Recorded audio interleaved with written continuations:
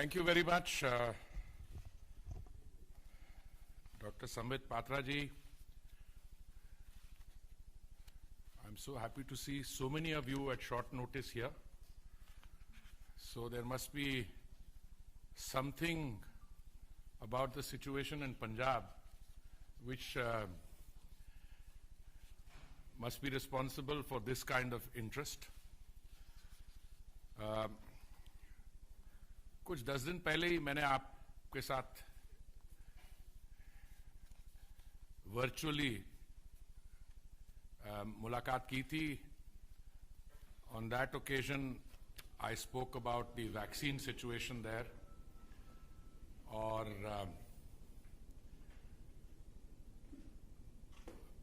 Vaccine production distribution खास करके पंजाब में what had happened to the vaccines which had been procured at concessional rates and then sold to private hospitals, which in turn put a markup and made them available to users.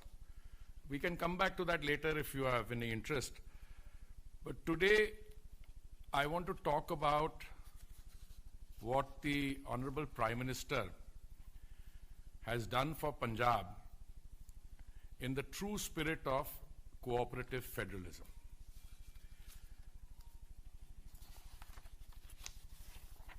हमारे मंत्रालय में जो सचिव हैं दुर्गा शंकर मिश्रा जी, उन्होंने कल पंजाब के chief secretary जो हैं विनी महाजन जी को एक पत्र लिखा है. उस पत्र के साथ जो केंद्रीय सरकार की तरफ से खास करके पीएम केयर्स फंड से फाइनेंस्ड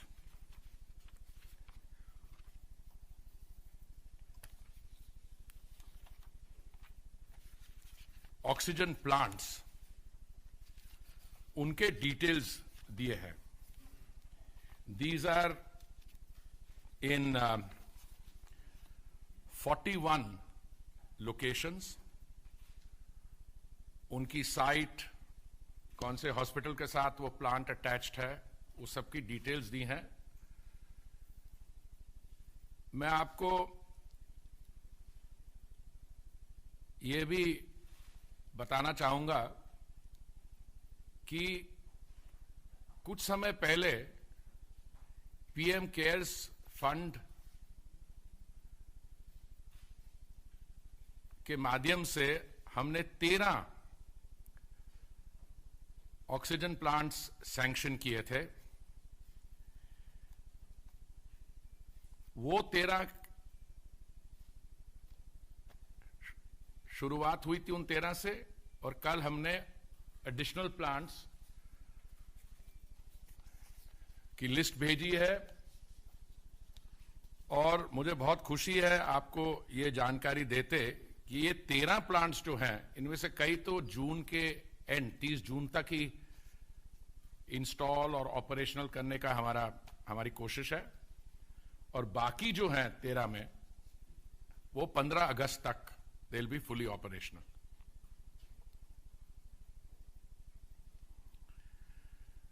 पीएम केयर्स फंड्स के अलावा मुझे एक पत्र मिला दिल्ली लंगर सोसाइटी से. उनके जो कार्यकर्ता हैं, उन्होंने बताया कि वो भी 4 ऑक्सीजन प्लांट्स अपनी तरफ से लगवा रहे हैं. दुनिया भर में कई जगह से, दुबई से ऑक्सीजन सिलेंडर्स, हमारे पास कई रिक्वेस्ट आती रहीं, और हमारी जो एम्पावर्ड कमिटी है वो इन ऑक्सीजन सिलेंडर्स के लिए ट्रांसपोर्टेशन की व्यवस्था etcetera.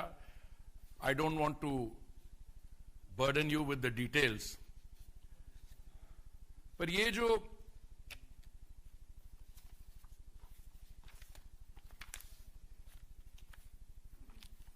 41 oxygen plants hai. I have some photographs here if later you are all interested.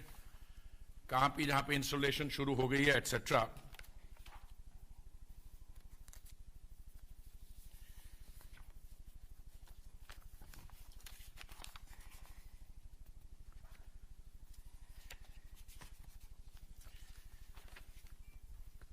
even on the supply of essential drugs, कभी कभी ये प्रश्न उठता है कि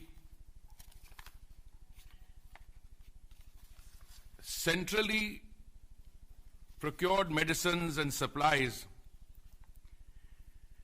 कुछ स्टेट समझती हैं कि they are not getting a fair share. So मैंने पंजाब के लिए I had an analysis done. Punjab और असम की जो पॉपुलेशन है, it is roughly similar. 3 crores. One is 2.8, the other is 3 something. और उत्तर प्रदेश की जनसंख्या है 20 करोड़ से अधिक. तो एक मैंने एनालिसिस करवाया अपनी टीम से कि जो सेंटर ने रेमडेसिविर सप्लाई की है,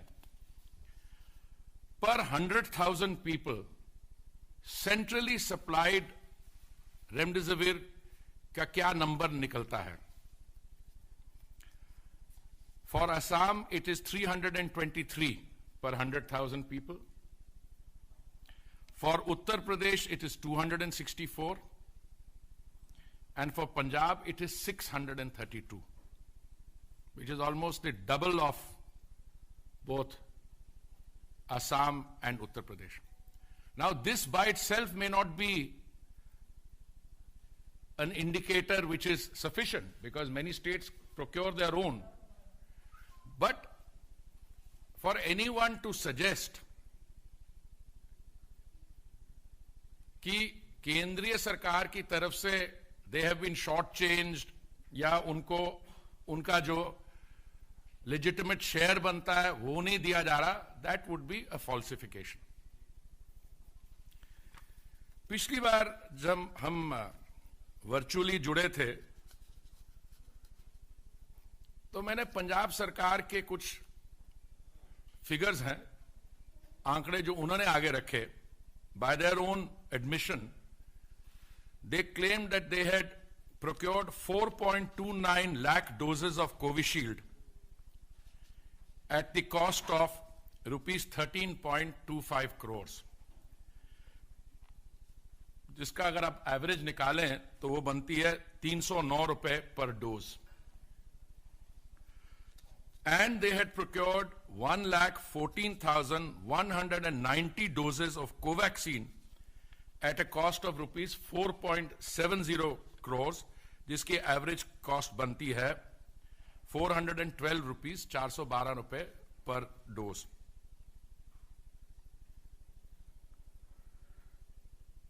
%80 जो प्रोक्योरमेंट हुई है कोविशील्ड की ₹309 पे, जो प्रॉफिटेरिंग का फिगर निकलता है, that has been much higher than the figure reported. That's the first submission I make to you. इन्होंने आगे जो ₹309 की डोज प्रोक्योर करने के बाद प्राइवेट अस्पतालों को 40 लाख में से 30 लाख तो शायद एक ही अस्पताल को दिए उन्होंने, ₹1,060 पे बेचा है, तो उसमें ₹750 पर डोज प्रॉफिट निकलता है.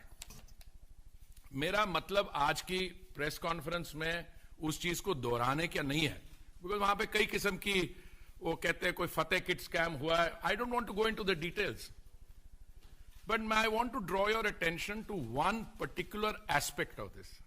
इनके यहां एक मेंबर ऑफ पार्लियामेंट है जिन्होंने बयान दिया उसके बाद कि अगर हम वैक्सीन को कंसेशनल रेट पे लेके, जो मुफ्त बांटनी जानी चाहिए, लाभार्थियों को दे देनी चाहिए, अगर हम उसको प्राइवेट हॉस्पिटल में दें, अस्पताल को दें, और उसका जो मुनाफा है उसको हम वैक्सीन फंड में डाल दें, सो इट इज नॉट प्रॉफिटेरिंग. ये एक एमपी का बयान है. अब सेंटर सप्लाई कर रहा है आपको वैक्सीन, लाभार्थियों को देने के लिए free of cost. Free of cost मतलब to no cost to the beneficiary. उसको आप प्राइवेट सेक्टर की लेयर्स ऑफ प्रॉफिट कुछ हमें रिपोर्ट्स मिली कि जो 2 अस्पताल हैं चंडीगढ़ में, शायद max and Fortis, if I remember correctly, वहां पे तो the cost of the dose was 3,000 और 3,200 रुपया। एनीवे, इन्होंने ये बयान दिया। साथ में ये भी इन्होंने एक नई दुकान खोल रही है, वो है कि वो सिखी पे सर्टिफिकेट देते हैं, कौन असली सिख है और कौन नहीं है। उसमें मैं आता हूं 2 मिनट में।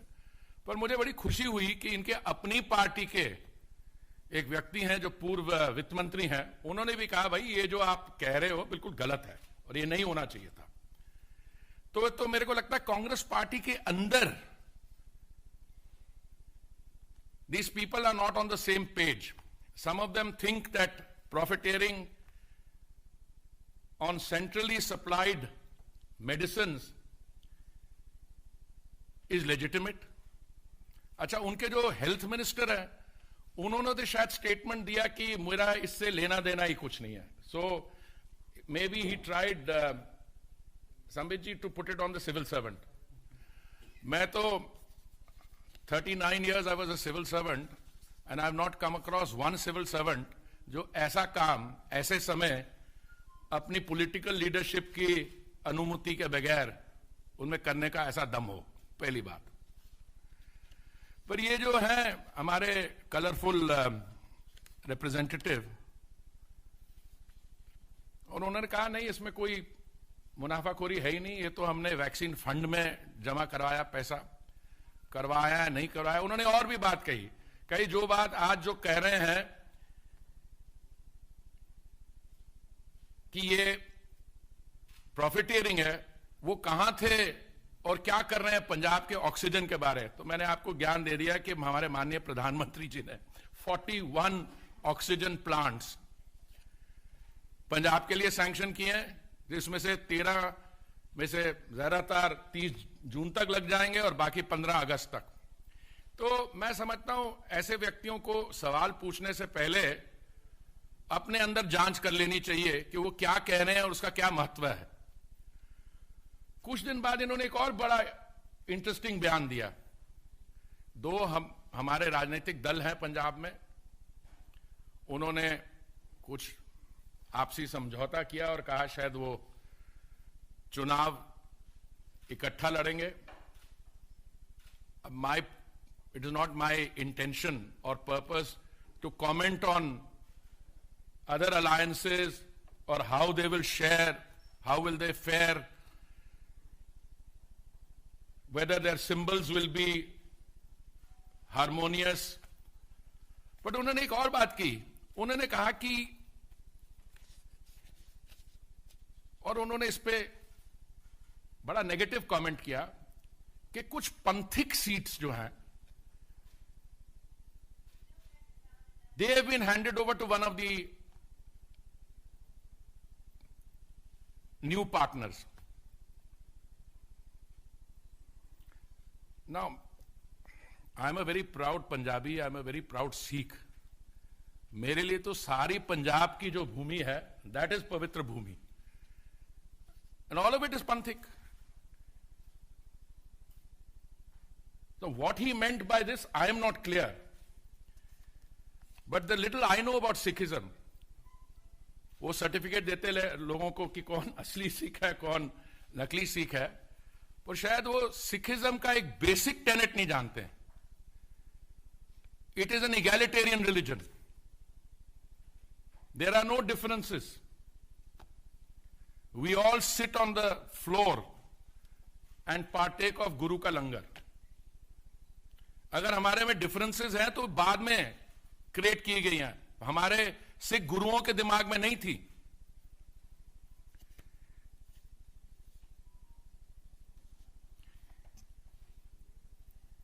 प्रधानमंत्री जी ने पिछले सालों में पंजाब के लिए, सिखों के लिए जो किया है, I have had an occasion to discuss this with you. I just briefly mention 333 Sikhs who were on a blacklist, that blacklist was abolished. Thousands of our brothers and sisters जो कई देशों में उनके कानून के तहत they were being oppressed, उनको हमने सैंक्चुरी दी है through the new CAA law. 1984 के riots के जो accused थे, for the first time after many years action has been taken. Kartarpur Sahib Lehenga corridor was opened. FCRA registration was granted to the Golden Temple. 14 special trains were started connecting important places for Sikh pilgrims, Delhi, Amritsar, Katra Expressway. Langar service in all Gurudwaras was exempted from GST, giving benefits of around 325 crores. I could go on, the list is very long. पर आज जब मैं आपको ये 41 oxygen plants की जानकारी दे रहा हूं, वो इसलिए दे रहा हूं that this is a part of what the Honorable Prime Minister personally and his government are doing for all states in the country. And Punjab, if anything, I gave you the analysis of the remdesivir distribution as per availability per 100,000 people. Punjab fares much better in the center's distribution list. You can't talk about Punjab these days without mentioning our अन्नदातास. जब पिछले वर्ष when these draft legislation was before parliament, तो क्या कहा जा रहा था कि ये कोई grand scheme to hand over agriculture and agricultural land to the उद्योगपतिस, कि MSP जो है वो henceforth available नहीं होगी, मंडियां जो हैं वो abolish कर दी जाएंगी, procurement will not take place under MSP. And I like to remind us that when the procurement season was due, I think this was in the month of October of last year, so the procurement season process was brought forward by a week so that people could participate. उस समय जो procurement हुई MSP के through, record जो पिछले साल का जो figure था that was exceeded, जो target था उस season के लिए that was exceeded. उसके बाद more recently wheat procurement, again the target was exceeded, procurement was much higher than the previous year. So ये जो झूठ फैलाया जा रहा था कि MSP हटाई जाएगी, मंडियां बंद हो जाएंगी, कुछ महीनों में एक साल will be 1 year will be completed. But we didn't stop at that. There was wastage. Hopefully, more private investment will come in the processing, in the cold chains, etc., so we can reduce the wastage and finally eliminate it. But more important, through the direct benefit, the money, 26,000 crores has gone directly into the pockets of our hardworking farmers. जब मैंने tweet किया इसको कुछ दिन पहले संबित जी, तो किसी ने मुझे पूछा कि ये तो सब ठीक है, पर इसका फार्म लॉस से क्या लेना देना. हमने कहा फार्म लॉस तो आप पढ़ लीजिए, हम आपके साथ बैठ के पढ़ लेते हैं, but I thought the purpose of the entire scheme was कि हम अपने hardworking farmers की जेब में पैसा directly जाए, that the wastage should be reduced and finally eliminated, that the money which was being siphoned off to intermediary layers, that benefit goes directly to the farmers. फिर किसी ने कहा कि बट मंडी का ये rate My response to all this is very clear. I think the Honorable Prime Minister personally and the government have made it repeatedly clear कि आपके मन में अगर कोई doubts हैं, तो we are ready to sit with you. And I reiterate that. बहुत इसमें commentators हैं, मैं individually भी लोगों को कभी-कभी फोन करता हूं, मेरे colleagues करते हैं कि देखिए अगर आपके मन में कोई doubts हो, अभी भी हैं residual doubts, तो आप हमारे साथ बैठिए. And we are open to all suggestions. But the template has to be benefit to farmers. अगर आप सिस्टम कई सालों से चला आ रहा है where intermediaries or etc., let us discuss that. I mean, we are not averse to saying how that can be, but it cannot be at the expense of the farmers. So the farmer and the hardworking person who tills the soil, he is the primary intended beneficiary of these laws. And that hard work must be rewarded. Anything else, we are willing to discuss.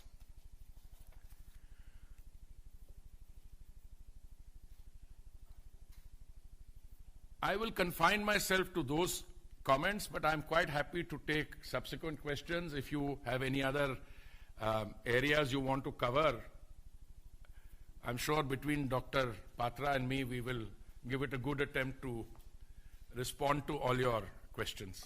Thank you. Yes, sir. One by one, we'll move with the questions.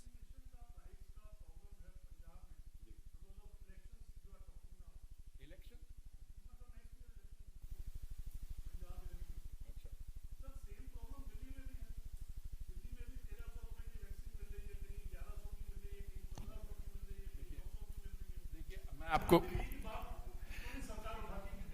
नहीं मैं आप दिल्ली के बारे में vaccine policy की generally we can talk. Okay, पहली बात तो मैं समझता हूं इसका चुनाव के साथ कुछ लेना देना नहीं है. पहली बात तो हमारी पहली वेव महामारी की, you know, when it came, we had planned initially right from the beginning, and my medically qualified and professional sitting next to me will answer.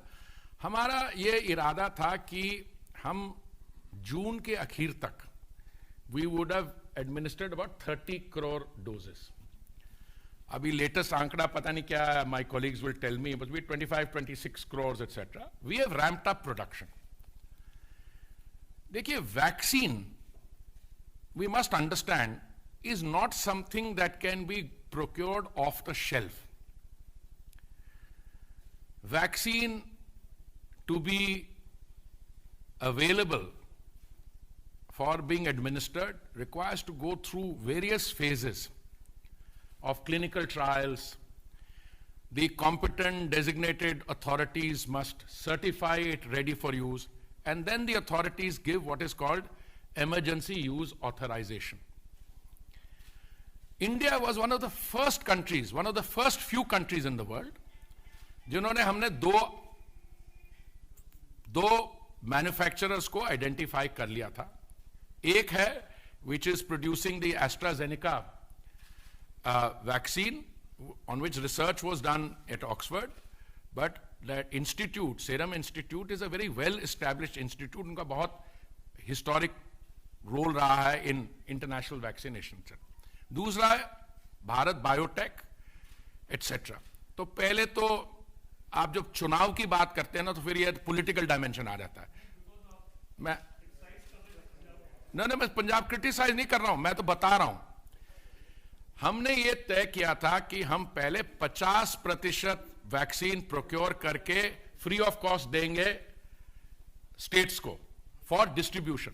जब सेंट्रल गवर्नमेंट जब प्रोक्योर करती है, वो नॉर्थ ब्लॉक और south block में बांटने के लिए नहीं करती, वो स्टेट गवर्नमेंट्स और यूटी को करती है. मैं उसकी बात कर रहा हूं.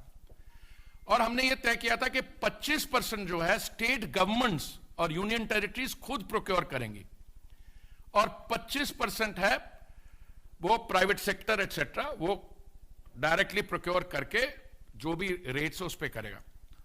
तो पहली बात तो ये आती है कि जो लोग अभी बात करते हैं इन्होंने वैक्सीन हेजिटेंसी फ्यूल की, इन्होंने कहा अभी रेडी नहीं है, भारत बायोटेक के अभी क्लिनिकल ट्रायल्स नहीं हुए हैं, आप इसको क्यों दे रहे हैं।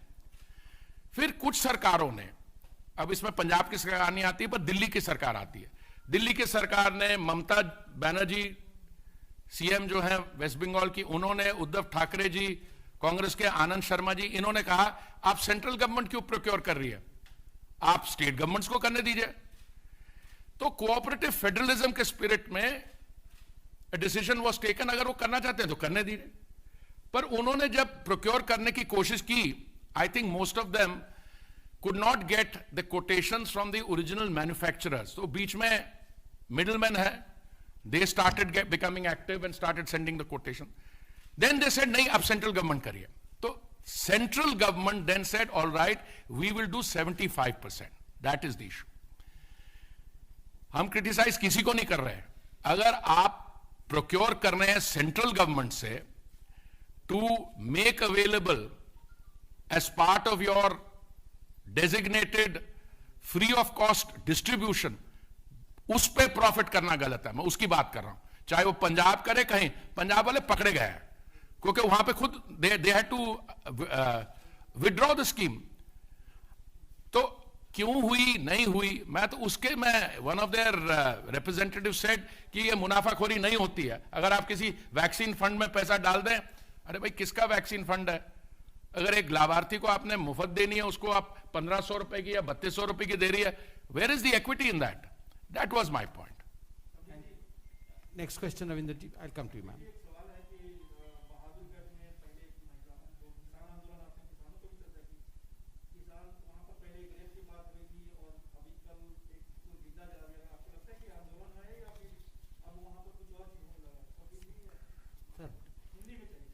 आज sir is the designate, he is the designate minister for the press conference.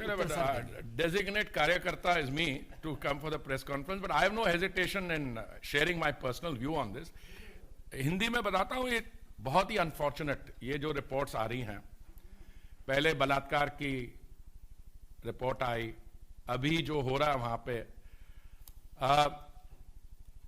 मैं संबित जी को बोलूंगा, रिक्वेस्ट करूंगा इसको इलैबोरेट करें, बट हमारा शुरू से यह मानना है कि जहां तक किसान आंदोलन है, उनके जो मुद्दे हैं, we are willing to address those issues, वो तो जेन्युइन मुद्दे हैं। पर ऐसे आंदोलन में कौन अंदर आ गया, क्या उनकी मोटिवेशन है, इसमें कौन कोई गैर कानूनी और जो व्यवस्थाएं हैं, पर इसमें तो पूरी जांच होनी चाहिए। मैं इतना ही कहना चाहूंगा, चूंकि आपने पूछा, लोकतंत्र में आंदोलन के लिए स्थान है, लोकतंत्र में अपराध के लिए स्थान नहीं है। Madam, very well put. आप पूछिए madam, please ask.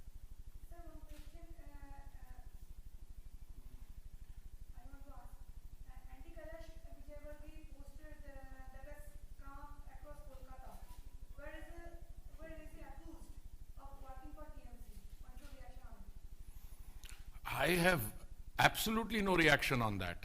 I mean, you know, West Bengal is a very active state. वो पुराने जमाने में when I was a student कहा जाता था, what West Bengal thinks today, India thinks tomorrow. So somebody there comes up with a slogan or a poster, etc. I have no comments on that. I mean, for every one poster that you get out, there are several other counter assertions, etc. West Bengal has just been through an election, and I was personally very disheartened to see those instances of post-poll violence. I saw our karyakartas being targeted and violence unleashed on that. And I think the time has come for the state government to, get its act together and to begin governance in terms of the accepted norms of how a state should be governed.